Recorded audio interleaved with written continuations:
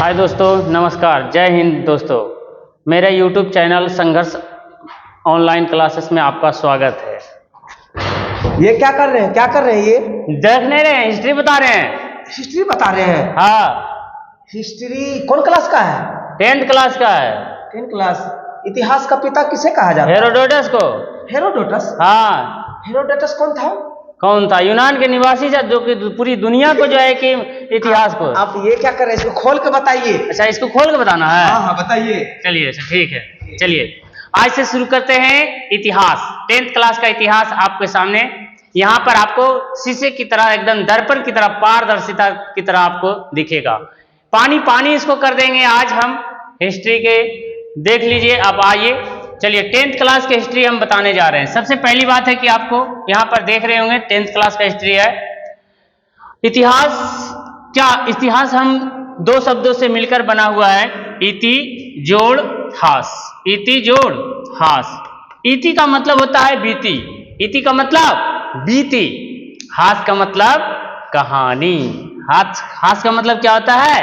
कहानी। इति बीती का मतलब होता है कि ऐसा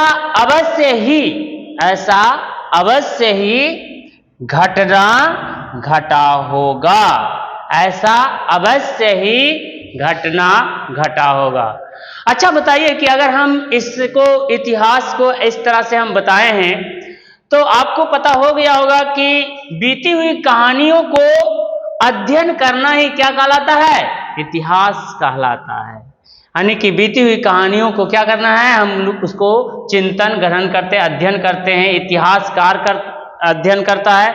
अच्छा बताइए आप लोग, सबसे पहली बात है कि अगर इतिहास, हम अगर कहें इतिहास क्या है, अगर बात की चले कि इतिहास, हमारी दादा अगर कह दे कि हमारे दादा जो है कि बाघ मारे थे, सियार, वो इतिहास है? अरे इसको इतिहास नहीं कहेंगे। इतिहास का कोई प्रमाण होना चाहिए, कुछ सबूत होना चाहिए। अगर उस प्रमाण और आधार पर ही इतिहास को हम लोग अध्ययन करते हैं।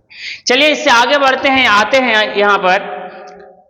सबसे पहले इतिहास की परिभाषा हम देखते हैं।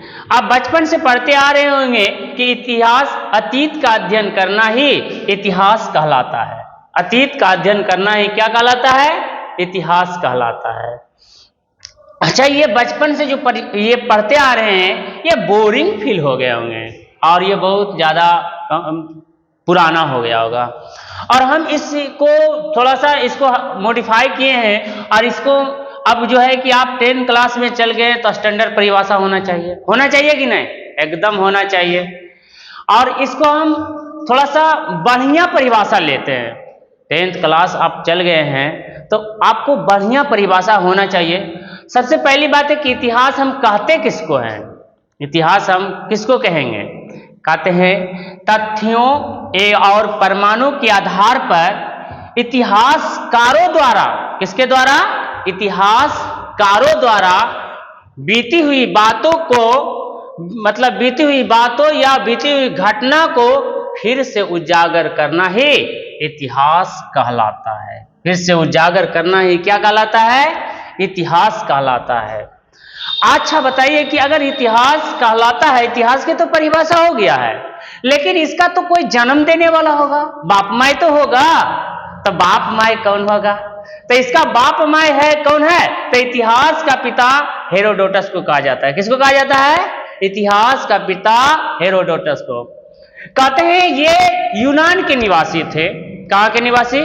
यूनान के निवासी थे, जो कि कह सकते हैं कि ये पूरी दुनिया के इतिहास को लिख दिए थे।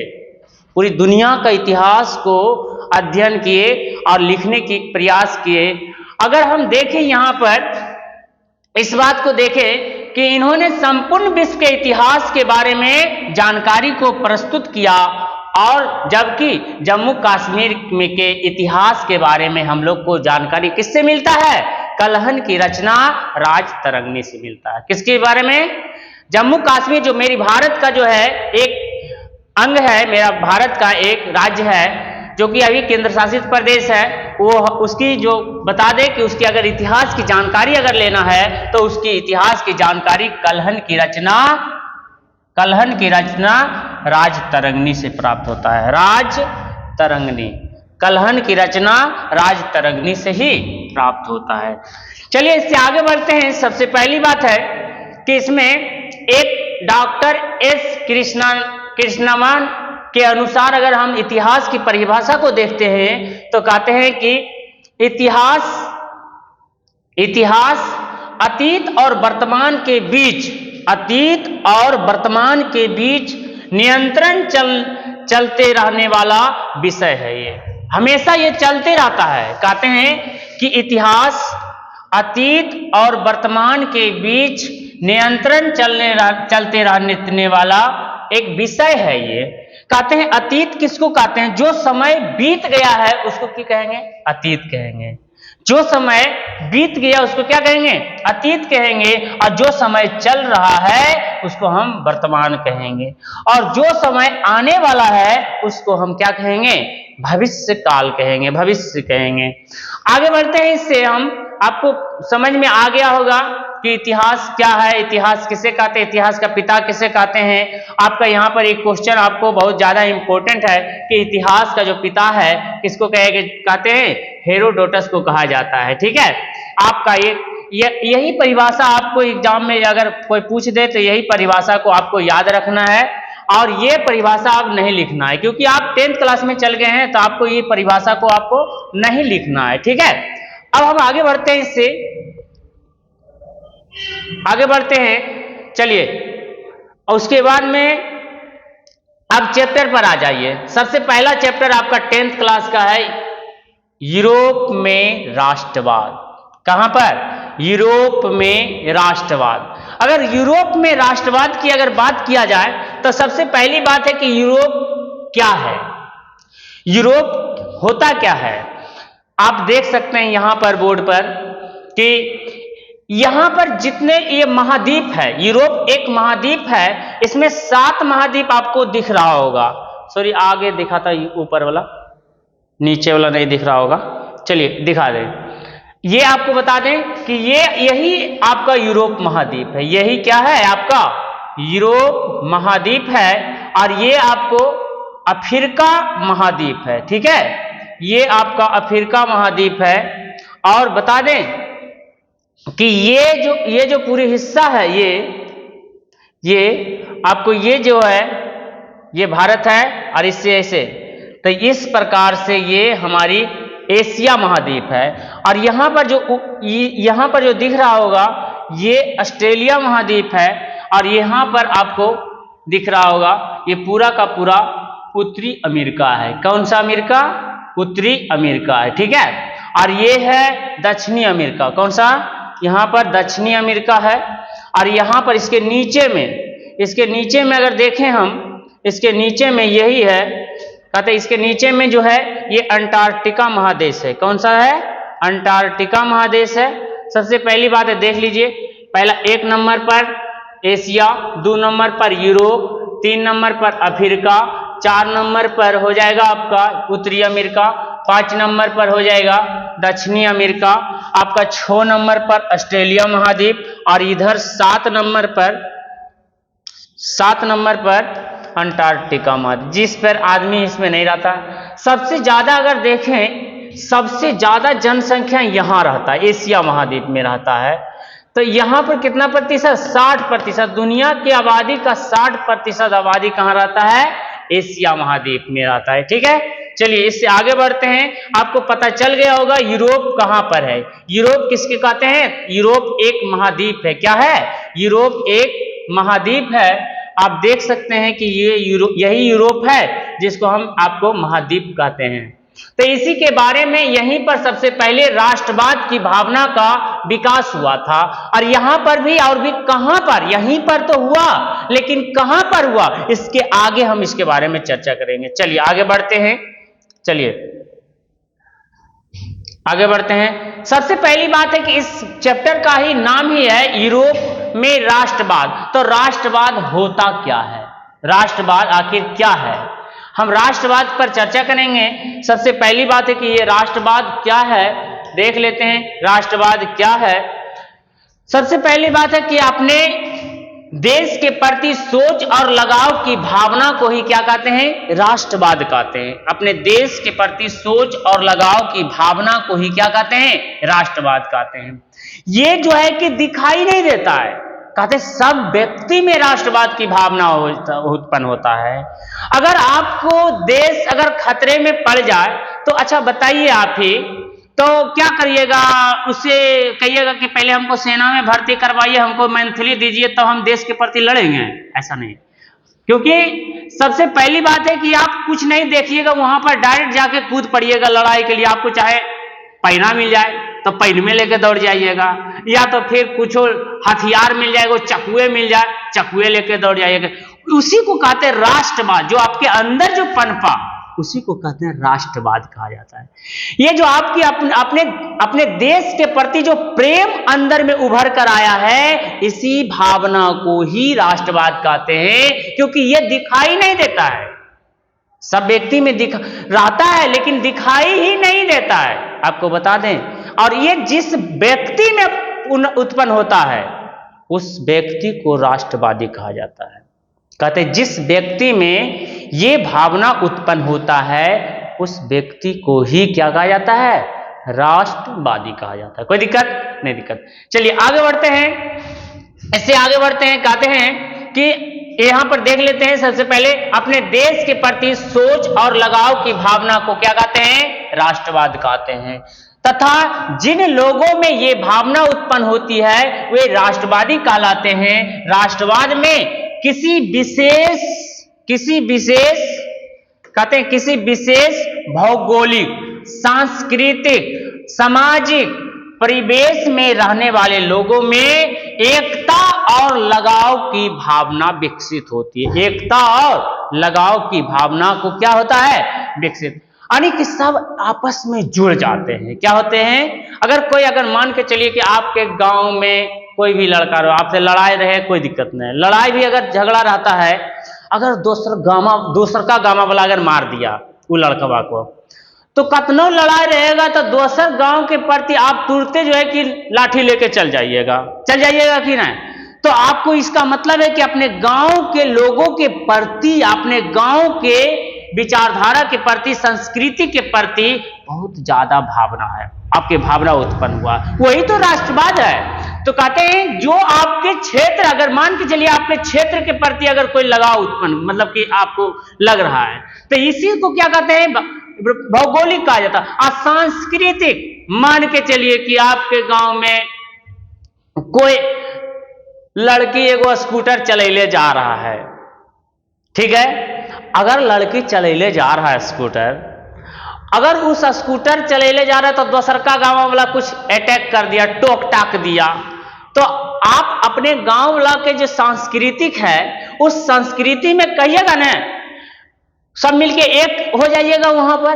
की करिएगा, कहिएगा कि हमारे गांव वाला के तो छेड़ा हुई, रुक बताबो ये तोरा, लाठी लेके दलिए, एकदम धक धका दिलिए, एकदम उसी को कहते हैं सांस्कृतिक। अपने हमारी संस्कृति, हमारे गांव वाला चलाता है मोटरसाइकिल, तो की कर सकता है? तुम कुछ करेगा? कुछ नहीं करेगा। हमारे गांव के कल्चर है कि हमारे गांव वाला सब मोटरसाइकिल चीते लड़की चलाते, अगर हमारे गांव वाला कुछ जींस से पहनते तो की दिक्कत है तोरा? कोई दिक्कत नहीं है। तो उसी को कहते हैं सांस्कृतिक, ठीक है? और सामाजिक, मतलब कि हम अपने समाज में जो है कि जुड़ल रहते हैं, आपस में हम अपनी समाज में क्या होता है? जुड़ा हुआ रहते हैं। और परिवेश में जो भी रहते हैं इस संबंध में, उसमें सब क्या होता है? एक हो जाता है। क्या हो जाता है? एक हो जाता है। और सब में लगाव रहता है, एकदम क्या होता है? लगाव होता है, आपस में मिलजुल के रहते हैं। यही तो क्या है? राष्ट्रवाद। अगर दूसरे गांव वाला अगर आपको कुछ करे और सब गांव पूरा एक हो जाए, तो वही तो आपका क्या हुआ? एकता बन गया। ठीक है, चलिए आगे बढ़ते हैं। सबसे पहली बात है कि राष्ट्रवाद का उदय आखिर कैसे हुआ, कहां, कब हुआ? शुरू में जो राष्ट्रवाद का उत्पन्न हुआ है दुनिया में, सबसे पहली बात है कि राष्ट्रवाद कब उत्पन्न हुआ। कहते राष्ट्रवाद का उदय जो है कि पुनर्जागरण काल से हुआ। कब हुआ? पुनर्जागरण काल से हुआ। कहते पुनर्जागरण काल जो है कि एक धार्मिक आंदोलन था। क्या था? एक धार्मिक आंदोलन था, जो कि सबसे पहले यूरोप में ही ये हुआ था। इसके बारे में पढ़ने के रहेगा तो बहुत बड़ा लंबा चैप्टर है, कम से कम 2-3 वीडियो बनेगा। इसके बारे में इतना ही पढ़ना है, आपको इतना बस समझना है कि राष्ट्रवाद का अवधारणा का जन्म सबसे पहले पुनर्जागरण काल से ही माना जाता है।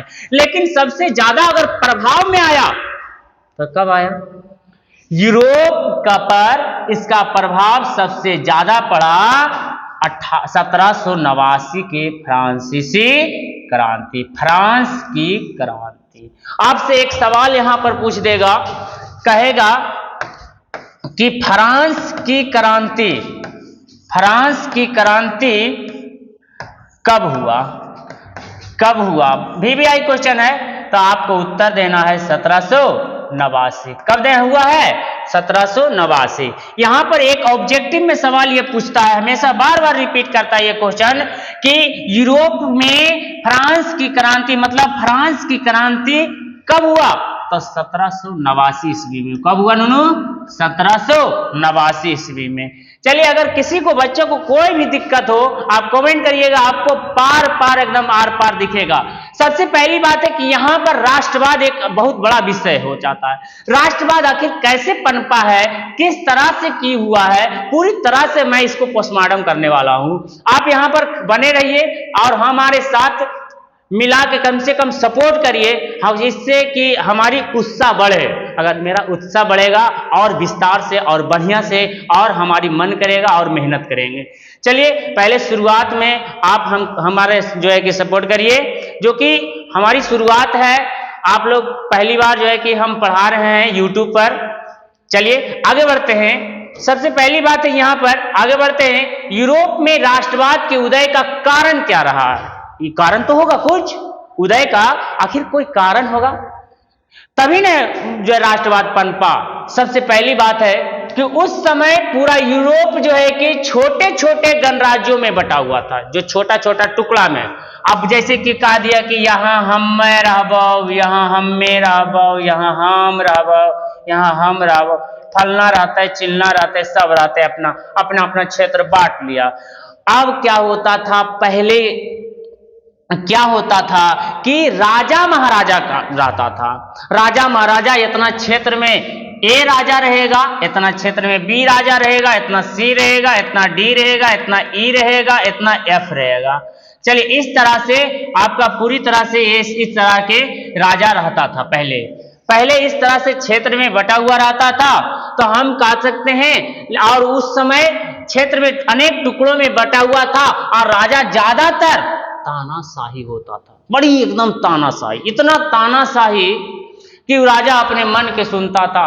जो कह दिया वही संविधान है, जो कह दिया वही कानून है। यानी कि जो राजा कह दे, राजा चाहे कुछ भी बोल ले, वही सब कुछ होता था पहले। ये ही था राजतंत्र। ठीक है, चलिए इससे आगे बढ़ते हैं। सबसे पहली बात है कि यूरोप में राष्ट्रवाद कहां से प्रारंभ हुआ था? तो यूरोप में राष्ट्रवाद कहां से प्रारंभ हुआ था बाबू? तो ये आपको बता दें कि यूरोप में राष्ट्रवाद फ्रांस से प्रारंभ हुआ था। कहां से? तो फ्रांस से प्रारंभ हुआ था। यूरोप में राष्ट्रवाद कहां से हुआ था? फ्रांस से। आखिर फ्रांस ये है कहां? ठीक है, फ्रांस ये है कहां? चलिए हम देख लेते हैं। थोड़ा सा फिगर धुंधला होगा क्योंकि इसमें बढ़िया HD जो है कि मेरे पास नहीं आ पाया था ये, इसलिए जो है कि आपका फिगर थोड़ा धुंधला टाइप के दिख रहा होगा। चलिए इसमें देख लेते हैं कि फ्रांस कहां पर है। ठीक है, तो यह पर जो है ये आप दिख रहे होंगे, यही है फ्रांस। यहां पर है स्पेन, यहां पर है पुर्तगाल, यहां पर है इटली, यहां पर है ऑस्ट्रेलिया। यही सारा ये जो है कि खेला यहीं से स्टार्ट हो रहा है। सबसे पहली बात है कि ये हम सिर्फ फ्रांस को देखेंगे। ठीक है, फ्रांस को हम देख लेते हैं कि फ्रांस कहां है। यही आपका क्या है? फ्रांस है। और यहीं से राष्ट्रवाद का प्रसार हुआ और पूरा यूरोप में फैल गया। यही आपका क्या है? यही आपका फ्रांस है। यूरोप में जो देश है यही आपका एक फ्रांस देश है। और पूरा राष्ट्रवाद की भावना यहीं से पनपा है और पूरी दुनिया में राष्ट्रवाद की कल्पना यहीं से प्रारंभ हुआ है। चलिए, ये तो आपको पता चल गया होगा कि मैप पर कहां पर फ्रांस है। ठीक है, चलिए आगे बढ़ते हैं कहते हैं फ्रांस में राष्ट्रवाद के उदय के क्या कारण रहा होगा? कुछ तो कारण होगा, आखिर कुछ प्रॉब्लम होगा तभी ना जनता कुछ करेगा। तो सबसे पहली बात है कि प्रॉब्लम यह था कि किसानों एवं मजदूरों की दशा उस समय बहुत ज्यादा खराब था।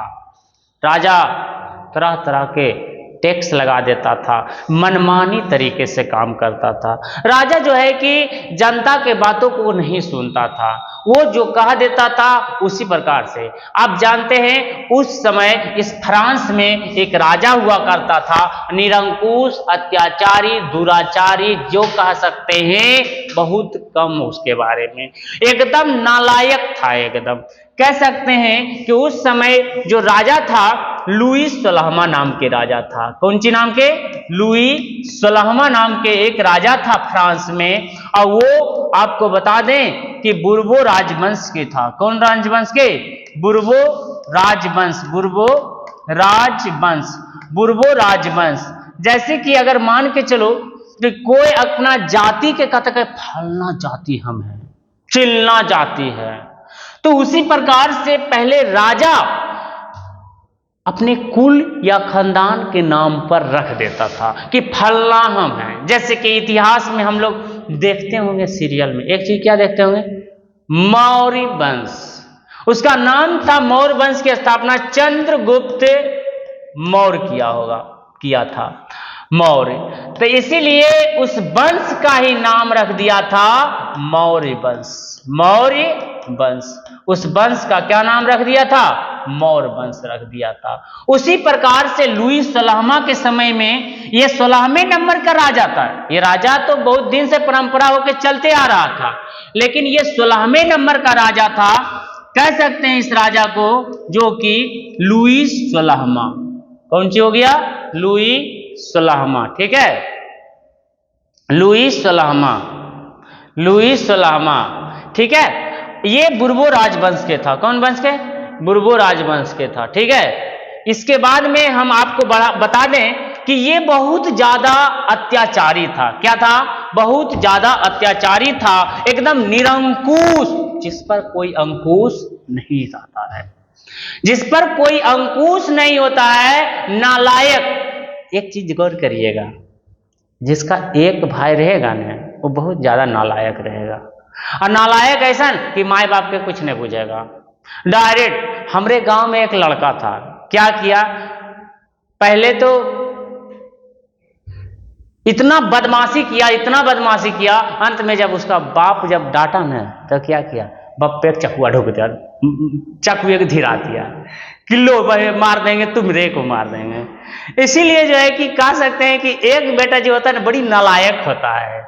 ऐसा नहीं समझना कि तुम लोग नालायक हो एक बेटा वाला, ऐसा आप नहीं समझिएगा। ठीक है, हम तो एक एग्जाम्पल लिए थे ऐसा ही। ठीक है, तो ये जो राजा था बहुत ज्यादा क्या था? निरंकुश, जिस पर कोई अंकुश नहीं लगा सकता, उसको क्या कहते हैं? निरंकुश।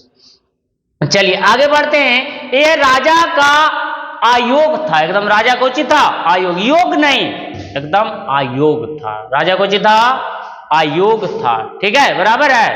चलिए आगे बढ़ते हैं यहां से, चलिए आगे बढ़ते हैं। बहुत ज्यादा एगो मक्खी जो है कि कैमरा पर बहुत ज्यादा बदमाशी कर रहा है। ठीक है, चलिए आगे बढ़ते हैं। कहते क्रांति के समय फ्रांस में किए गए कार्य, आप इसको क्वेश्चन भी बना के लिख सकते थे कि क्रांति के समय फ्रांस में, कहते फ्रांस में क्रांति के समय किए गए कार्यों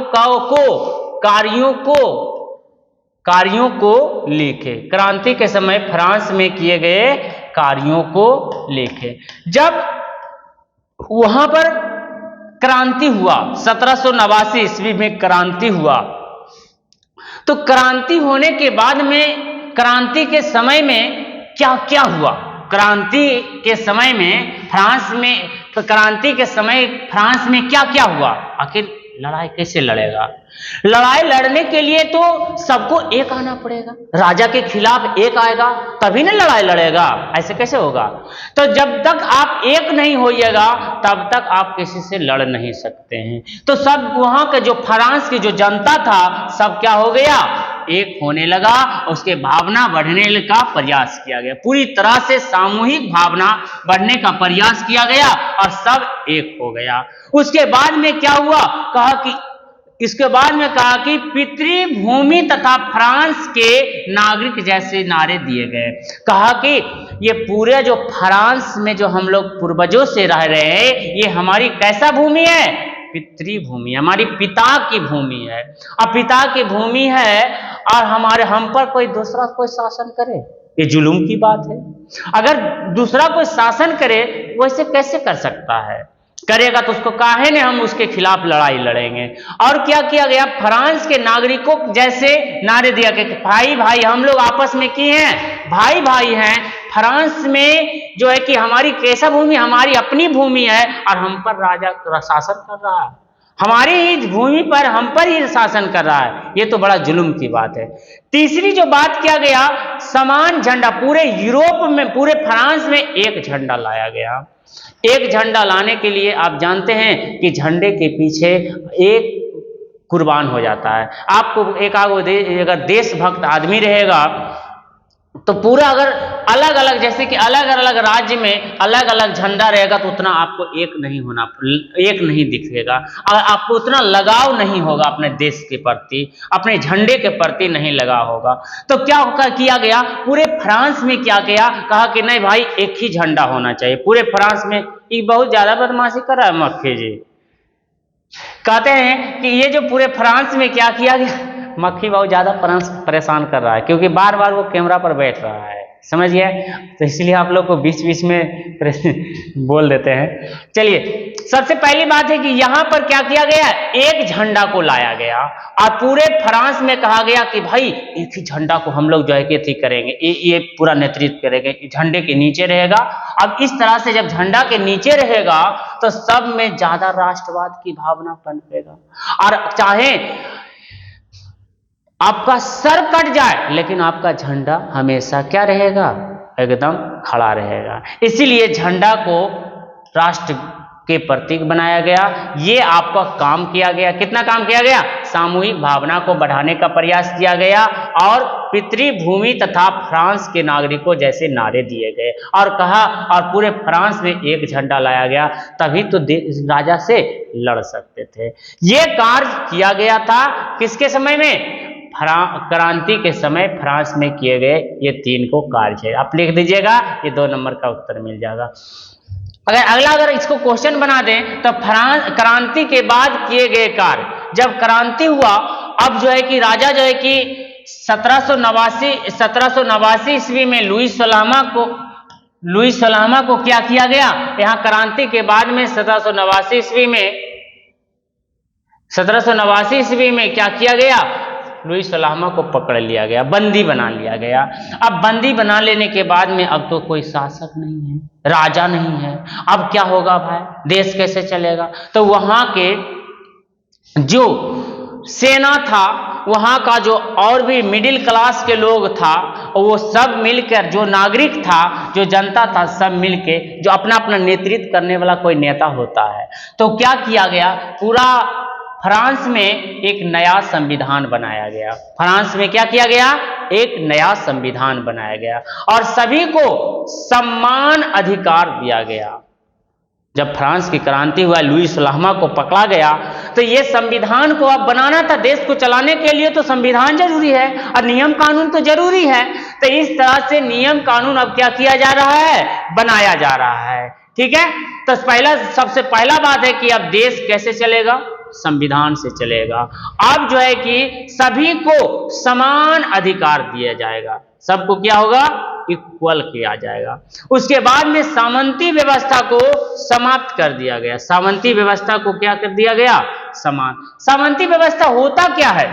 सबसे पहली बात है कि सामंती व्यवस्था आपके बारे में हम बताते हैं कि सामंती व्यवस्था होता है, यह है कि सामंती व्यवस्था जैसे कि कोई राज शासन कर रहा है, कोई बड़ा आदमी है, जैसे जमींदार है, कोई बहुत बड़ा जमींदार है, और वो उसी को कहते हैं सामंत कहा जाता है, और उसी के पास टोटल पैसा जाता था। छोटा छोटा जितने भी किसान था उसका जमीन को ले लेता था, और उस जमीन को ले लेने के बाद में वो जो सामंत जो होता था वो शहर में रहता था, वो अमीर आदमी होता था, उसी को कहा जाता था सामंत। और उस समय कहा जाता था राजा।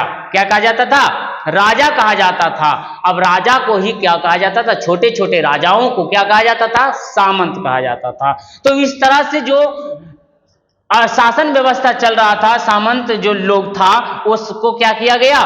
उसको समाप्त कर दिया गया। वहां पर जो है कि जैसे कि हमारे देश में संसद भवन होता है, उसी प्रकार से वहां पर उस समय स्टेटस जनरल हुआ करता था। अब स्टेटस जनरल के स्थान पर नेशनल असेंबली बनाया गया। कौन सा असेंबली? एक बड़ा VVI क्वेश्चन है कि नेशनल असेंबली बनाया गया। कौन सा असेंबली? National assembly. आपसे पूछेगा फ्रांस के संसद को क्या कहते हैं? फ्रांस के संसद को क्या कहते हैं? क्या कहते हैं? संसद को क्या कहते हैं? संसद को क्या कहते हैं? तो नेशनल असेंबली कहते हैं। किसको क्या कहते हैं? नेशनल असेंबली कहते हैं। अब क्या किया गया? अब जो है कि ये तो स्टेटस जनरल के जगह पर क्या बनाया गया? नेशनल असेंबली, जिसमें सब आम जनता मिलके, जो भी राष्ट्रवादी है, जो देशभक्ति है, वो सब मिलके यहाँ पर अपना जो है नियम कानून, अपना विचारधारा सब कुछ रख सकता है। जैसे संसद भवन में जाके आप हमारे द्वारा चुनी हुई प्रतिनिधि क्या करता है? हमारे प्रॉब्लम को वहां पर रखता है, हमारी अपने क्षेत्र के बारे में रखता है। उसी प्रकार से यहाँ पर नेशनल असेंबली हुआ करता था। अगला है कि आंतरिक आयात निर्यात शुल्क समाप्त कर दिया गया था। पहले राजा क्या करता था कि अगर मान के चलिए जैसे हमारे देश है, कौन सी है? देश भारत है। अब भारत में जो एक जगह के नाम है बिहार, क्या है? बिहार है, और एक जगह के नाम है यूपी है। अब जो है कि यहाँ पर आने जाने के लिए यहाँ एक बॉर्डर जरूर होगा, बॉर्डर होगा। यहाँ से पास करने के लिए पहले टैक्स लगता था, इसी के कहते आंतरिक आयात।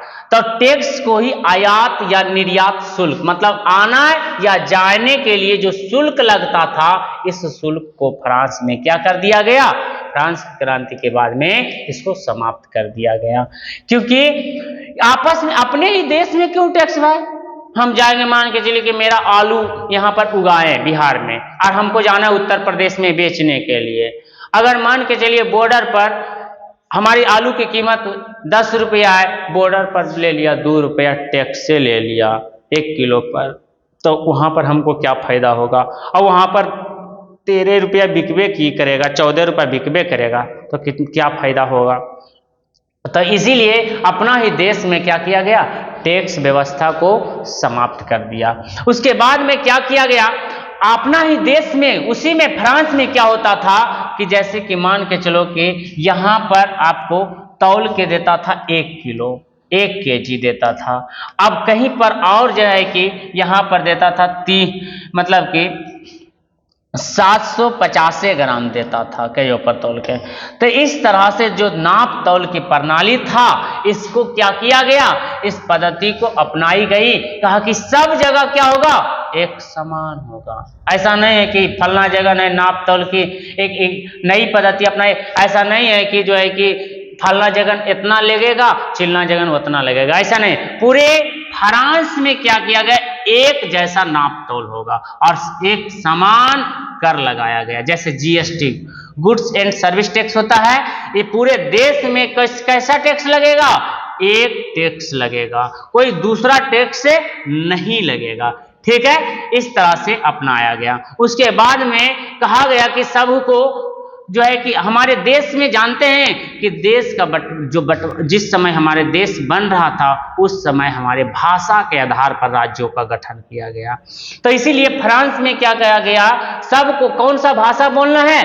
फ्रेंच को राष्ट्रीय भाषा घोषित किया। तो हमारे देश में राज्यस्तरीय भाषा जो है कि राष्ट्रीय भाषा को जो है कि हिंदी को बनाया गया था। उसी प्रकार से हमारी जो है कि वहां पर क्या किया गया? फ्रेंच को क्या किया गया? राष्ट्रीय भाषा को अपनाया गया था। उसके बाद में सबको एक राष्ट्रगान बनाया गया जिसका नाम था मार्सिले। अब बताइए, क्वेश्चन पूछ देगा आपसे कि फ्रांस के राष्ट्रीय गान का नाम क्या था? तो मार्सिले। क्या नाम था? मार्सिले। क्या था? मार्सिले। ठीक है, फ्रांस के राष्ट्रीय गान का नाम क्या है? तो मार्सिले। ठीक है, चलिए आगे बढ़ते हैं। अब जो है कि लुई 16वां को आ रहा है, लुई 16वां के पास हम आते हैं। अब क्या होता है यहां पर? तो ये जो अत्याचारी जो राजा था, अब अत्याचारी राजा लुई 16वां को जो है कि सार्वजनिक रूप से 1793 ईस्वी में फांसी दे दिया गया। कहा कि बहुत ज्यादा तुम बदमाशी किया, पूरे जनता को एकदम परेशान कर दिया, त्राही माय करवा दिया है। अब तुमको वक्त आ गया है, समय आ गया है, और सारी जनता के सामने इसको क्या किया गया? फांसी दे दिया गया। जनता के जो भय था, भय निकाल दिया गया। अब क्या होता है आप जानते हैं, इसकी पत्नी को कुछ दिन को बाद, पत्नी का नाम था मेरी एंटोनिया, समझ गए? और इसको क्या किया? उसको भी कुछ दिन के बाद फांसी दे। अब क्या होता है, ये हमारी जो देश में जो ये फ्रांस जो था, इस फ्रांस जो राजतंत्र से क्या हो गया था? मुक्त हो गया था। अब ये मुक्त हो जाने के बाद में लोकतंत्र और गणतंत्र बन गया था। अब ये जो बन जाने के बाद में, लेकिन इस कहता है ना कि नजर लग गया था। फिर क्या होने लगा? फ्रांस में नजर लग रहा था, लेकिन पूरे फ्रांस पर एक व्यक्ति का वर्चस्व ज्यादा बढ़ रहा था, ज्यादा से ज्यादा पूरी तरह से फैल रहा था, और उस व्यक्ति का नाम था नेपोलियन बोनापार्ट। क्या नाम था? Napoleon Bonaparte. कहते हैं नेपोलियन बोनापार्ट के बारे में थोड़ी सी जानकारी हम दे दें। कहते हैं इनका जन्म जो है कि 15 अगस्त, यानी कि भारत का आजाद कब हुआ था? 15 अगस्त। चलिए 15 अगस्त, लेकिन हमारी भारत जो है कि 1947 था, लेकिन इनका जन्म हुआ था, कब हुआ था? 1769 ईस्वी में। 1769 ईस्वी में इनका जन्म हुआ था। अब कह सकते हैं इसको एक क्वेश्चन बड़ा ज्यादा भी आई यहां पर बन जाएगा कि बताइए कि नेपोलियन बोनापार्ट का जन्म कब हुआ? तो 15 अगस्त 1769 ईस्वी में। कहते हैं इसको कहां जन्म हुआ? तो कोरसील द्वीप में विश्व के महान सम्राट नेपोलियन बोनापार्ट का जन्म हुआ था। कह सकते हैं कि नेपोलियन बोनापार्ट के माता और पिता जो था इटालियन मूल के था, यानी कि इटली के था। कहां के था? इटली के था। अब कह सकते हैं उनके पिता का नाम था कार्लो बोनापार्ट। क्या नाम था? कार्लो बोनापार्ट था। चलिए आगे बढ़ते हैं। यहां पर तो कार्लो बोनापार्ट था, तो सबसे पहली बात है कार्लो बोनापार्ट के जो है कि कुल 8 संतान था। कितना संतान था? कुल 8 संतान था। इनमें से बता दें कि 2 गो लड़का था, 2 गो लड़का था। सबसे बड़े लड़के का नाम था जोसेफ। क्या नाम था? जोसेफ था, जिसे पुरोहिताई की शिक्षा दी गई। पुरोहिताई क्या होता है? तो पंडित की शिक्षा दी गई। क्या चीज?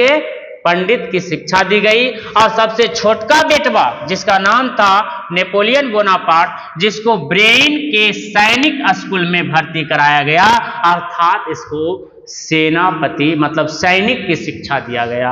और यही आगे चल के क्या बना? पहले सेना बना, फ्रांस के सेना बना, और फ्रांस के सेना पर ये धीरे धीरे अब फ्रांस के सम्राट की ओर जा रहा है। सबसे पहली बात है कि 1799 ईस्वी में डायरेक्टरी का शासन समाप्त कर सत्ता में आ जाता है। क्या करता है? सत्ता में आ जाता है, लेकिन पूर्ण रूप से अभी नहीं बनता है। और यहां पर जाके 1804 ईस्वी में नेपोलियन बोनापार्ट फ्रांस का सम्राट बनता है। क्या करता है?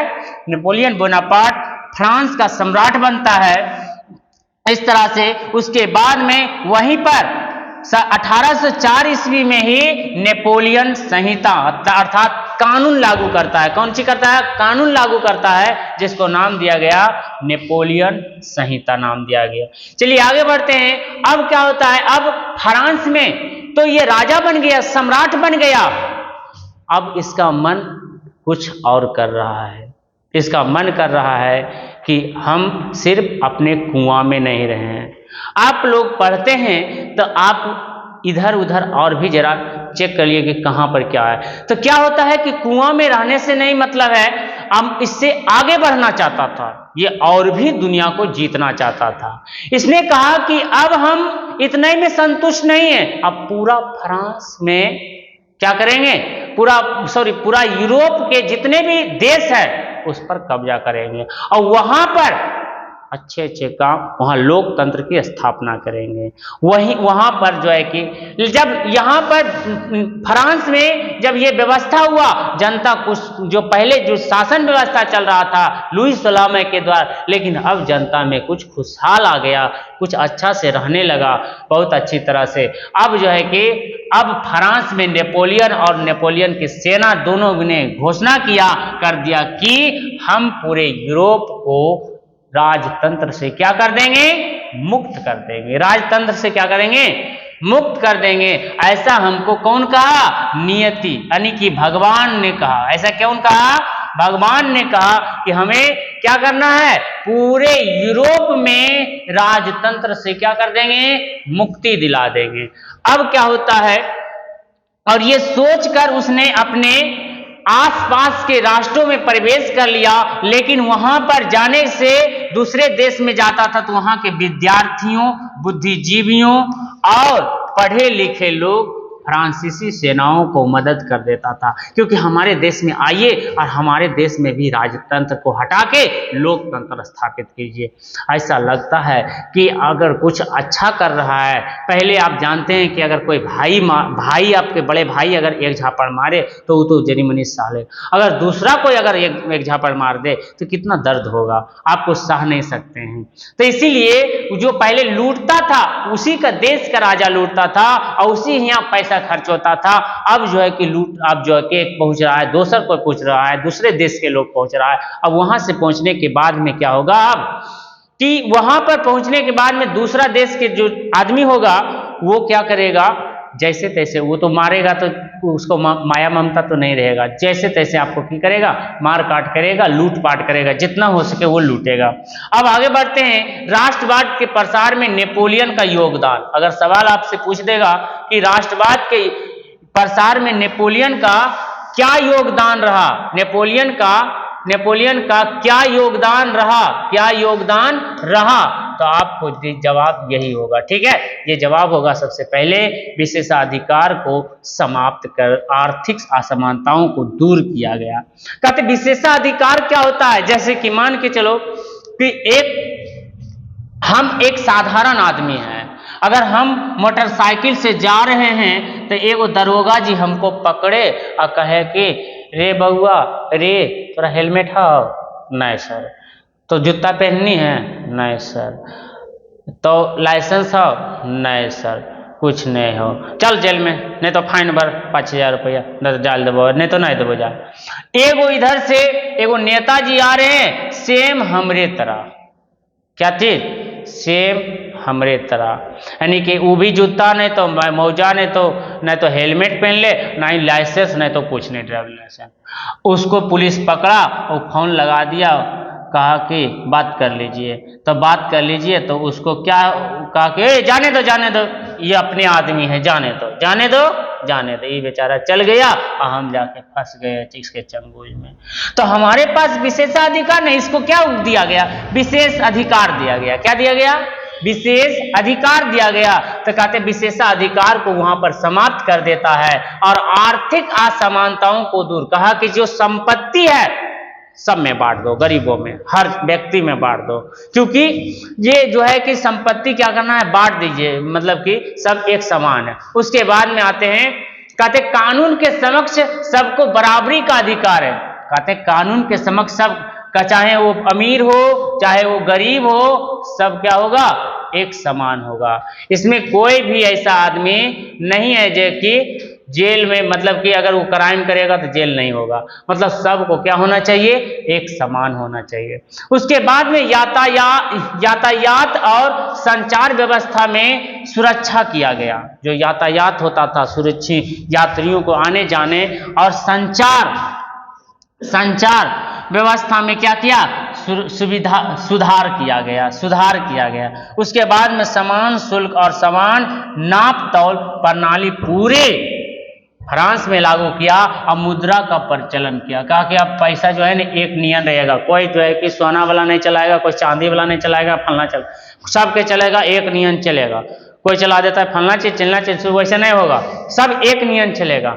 अब आगे बढ़ते हैं। अब क्या हुआ कि सामंती व्यवस्था को भी क्या किया गया, यहाँ पर समाप्त कर दिया गया और किसानों को भूदास से मुक्ति दिया गया। जो भूमि, जैसे कि जमींदार को बड़ा, जो जमींदार होता था उसके पास भूमि रहता था, अब जो है कि जमींदार को एक मतलब डांट उठ दिया, मारपीट किया, लेकिन अंतिम में वो जो गुलाम है वो गुलाम फिर से कहाँ जाएगा, अगर कतनों डांट दिया, कतनों मारा, फिर जाएगा ये किसान उसी के पास जाएगा। किसके पास जाएगा? उसी के पास जाएगा। ठीक है। उसके बाद में अगला क्या किया, धर्म सुधार तथा चर्च की संपत्ति को जब्त कर लिया गया। जो धर्म सुधारक आदमी रहता है भड़कते रहता है हमेशा, और चर्च की संपत्ति को क्या कर लिया गया, चर्च ईसाई धर्म का जो कि हम लोग का मंदिर अभी कहते हैं, धर्म में जो मंदिर में पूजा करते हैं, उसी समय चर्च में क्या किया जाता था, पूजा किया जाता था, और जिसमें पूजा करने वाले को पादरी कहा जाता था। क्या कहा जाता था? पादरी कहा जाता था। ठीक है, चलिए ठीक है। अब आगे बढ़ते हैं। यहाँ पर अगला को जो इसको क्वेश्चन बना सकते हैं आप लोग, कहते हैं फ्रांस के राष्ट्रवाद में सहायक तत्व कौन कौन से हैं? सहायक तत्व कौन कौन से है? ठीक है, कौन कौन से है? तो सबसे पहली बात है कि यहाँ पर कि कुलीन वर्ग का सामाजिक और आर्थिक रूप से अत्यंत प्रभावी होना। कहते हैं कि यहाँ पर कुलीन वर्ग किसको कहते हैं? अमीर वर्ग को क्या कहा जाता था? कुलीन वर्ग कहा जाता था। उन सब को आर्थिक रूप से अत्यंत प्रभावी होना, मतलब इस अर्थव्यवस्था पर उसका प्रभाव ज्यादा था। ठीक है। उसके बाद में क्या आया? उसके बाद यह मध्यम वर्ग आया। ठीक है, वहां पर मध्यम वर्ग का उदय होता है। कहते हैं जो गरीब, जो ज्यादा अमीर नहीं होता है, उस जो मिडिल क्लास जो होता है, उसी को कहते हैं मध्यम वर्ग।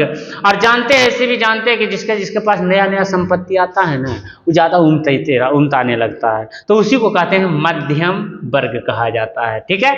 अब मध्यम वर्ग जब आया, मध्यम वर्ग का उदय होगा, तो ये तुरंत ये लड़ाई झगड़ा कर लेगा, फटाक देंगे एकदम, तो ये एक्शन लेगा। और ये पढ़ल लिखल रहता था, पहले जो टीचर उचर रहता, शिक्षक रहता था, ये सब मध्यम वर्ग में आता था। और यही जो है कि क्या करता था, यही जो है कि क्रांति का किया गया था, ये किया गया था। उसके बाद में रूमानीवाद कहते हैं। रूमानीवाद पहले किसको कहते हैं? रूमानीवाद जो है कि ये लुक्कड़ नाटक करके राजा को बुरी तरह से पारदर्शित करता था। लुक्कड़ नाटक समझते हैं? नाटक करके, जैसे कि आपको कोई भी राजनेता भ्रमित प्रचारित करके आपको अपनी ओर आकर्षित करता था, उसी प्रकार से ये नाटक करके राजा के खिलाफ बहुत ज्यादा जो है कि ये प्रचार करता था, जनता में विश्वास जगाता था कि राजा आप पर ज्यादा अत्याचारी कर रहा है, दुराचारी है, इस तरह से काम कर रहा है। उसके बाद में आगे बढ़ते हैं हम। इसके बाद में आते हैं यहाँ पर उदारवादी राष्ट्रवाद। कहते हैं उदारवादी राष्ट्रवाद क्या है? तो सबसे पहले राजनीतिक रूप से उदारवाद एक ऐसी सरकार पर जोर देता था जो सहमति से बनी हो। क्या चीज से बनी हो? सहमति से बनी हो। उसके बाद में फ्रांसीसी क्रांति के बाद से उदारवाद निरंकुश शासक और पादरी वर्ग, पादरी बताए थे कि पादरी किसको कहते हैं? कहते पादरी हम जो है कि चर्च के पंडित को क्या कहा जाता है? पादरी कहता है। पादरी वर्ग के विशेषाधिकारों की समाप्ति और संविधान और संसदीय प्रतिनिधि सरकार का पक्षधर होता था। उदारवादी जो होता था वो संविधान के पक्षधर होता था, और पादरी के विशेषाधिकार जो मिला हुआ था कि पूजा पाठ कराएंगे, कुछ भी करो, हम सबसे उच्चतम रहेंगे, आपको कुछ भी कर लीजिए, हम सबसे ज्यादा बेस्ट हैं। उसके बाद में इसको जो है कि समाप्त कर दिए, समाप्ति पर कहा कि विशेषाधिकार नहीं रहेगा, और संविधान बनना चाहिए, और संसदीय प्रतिनिधि होना चाहिए जो संसद में जाके बोले। बोले। उसके बाद में कहते हैं उदारवाद क्या होता है, कहते हैं उदारवाद लिबर यानी कि लैटिन शब्द से बना है जिसका अर्थ होता है आजाद। क्या होता है, जिसका अर्थ होता है आजाद। कहते हैं व्यक्ति की, इसमें जो है कि व्यक्ति की स्वतंत्रता और कानून के समक्ष समानता पर बल देता है। व्यक्ति की स्वतंत्रता और कानून के समक्ष स्वतंत्रता पर क्या देता था, बल देता था। उसके बाद में निरंकुश राजतंत्र के खिलाफ थे और संवैधानिक सरकार के पक्षधर ये होता था। जो बता रहे हैं हम उदारवादी कैसा होता था, संवैधानिक सरकार के पक्षधर, मतलब संविधान के द्वारा चलना चाहिए देश। कैसा चलना चाहिए, संविधान के द्वारा। कहते निजी संपत्ति की सुरक्षा, मुक्त व्यापार और प्रेस की आजादी होना चाहिए। पहले क्या होता था, राजा जैसे चाहता था, जिस अनुसार से चाहता था वैसे ही छपवाता था। आज भी हमारे देश में वैसी हो रहा है। आपको पता है कि मीडिया को एक सेंसरशिप लगा दिया गया है। कहते हैं कि मीडिया को जिस तरह से कहेगा उसी तरह से छापेगा। उसी समय प्रेस पर क्या किया गया, सेंसरशिप लगा देता था। तो ये जो उदारवादी लोग हैं, ये चाहता था मीडिया खुली रूप से जनता का आवाज उठाए। ठीक है, ये आजादी रहना चाहिए, आजाद रहना चाहिए। अब आते हैं आर्थिक उदारवाद। अंतिम टॉपिक आज का है आर्थिक उदारवाद। इसको हम कल डिस्कस करते हैं। आपका जो क्लास आपको कैसा लगा ये आप हमको बताइएगा। सबसे पहली बात है, इस क्लास को मैं पूरा रिपीट कर देता हूं, थोड़ी सी बात को समझिएगा। सबसे पहली बात है कि यूरोप में जो है कि फ्रांस की क्रांति हो जाता है। अब कब होता है, 1789 ईस्वी में होता है। और किसके खिलाफ होता है, लुई सोलहवां के खिलाफ होता है। और लुई सोलहवां कौन वंश के था, तो बुर्बो राजवंश का था। अब जो है कि राजा को पकड़ लिया जाता है। पकड़ लेने के बाद में अब राजा जो है कि राजतंत्र खत्म हो जाता है। अब कहता है कि यहाँ पर क्या होना चाहिए, तो यहाँ पर संविधान बनाया जाए, नागरिकों को अधिकार दिया जाए। यानी कि अच्छा काम किया गया था, लोकतंत्र को लाया गया था। इस तरह से बहुत सारा चेंजिंग होने के बाद में अब जो है कि आगे बढ़ते गया। और 1793 ईस्वी में कहा कि ये जो जनता के डर में लुई सोलहवां को लग रहा है, उस जनता के डर को निकाले। क्या करें, जनता के डर को निकाल दे। लुई सोलहवां को जो है कि सार्वजनिक रूप से उसको फांसी दे दिया गया। अब फांसी दे देने के बाद में अब क्या होता है, आगे बढ़ता है तो एक व्यक्ति का प्रभाव पूरे फ्रांस पर बढ़ने लगता है, जिसका नाम है नेपोलियन बोनापार्ट। नेपोलियन बोनापार्ट का जन्म जो है कि हुआ था 15 अगस्त 1769 ईस्वी में। हम कह सकते हैं ये जो है इटालियन था, इसका माता पिता इटालियन था। हम कह सकते हैं इसका पिता का नाम था कार्लो बोनापार्ट। ठीक है, इसके 8 गो संतान था और इसके 2 गो बेटा था। बड़ा बेटा का नाम जोसेफ था, जो उसको हम पंडित बनाया, और छोटा बेटा को सैनिक बनाया। इसको कह सकते हैं आगे चलकर यही नेपोलियन जो है कि फ्रांस का सम्राट बनता है, जो कि डायरेक्टरी का पद 1799 ईस्वी में समाप्त करके ये स्वयं सत्ता पर काबिज हो जाता है। अब सत्ता पर काबिज होकर 1804 ईस्वी में फ्रांस का सम्राट बन जाता है। अब फ्रांस का सम्राट बन जाने के बाद में 1804 ईस्वी में ही फ्रांस पर में एक नेपोलियन संहिता करके कानून लागू होता है। नेपोलियन बहुत सारा अच्छा काम करता है, पूरे जनता को लुभा देता है। इस तरह से ऐसा लुभाता है कि पूरा फ्रांस जो है कि उसके अधीन आ जाता है। यहाँ तक कि उसके आसपास के जितने भी देश था उसके चंगुल में फंसने लगता है।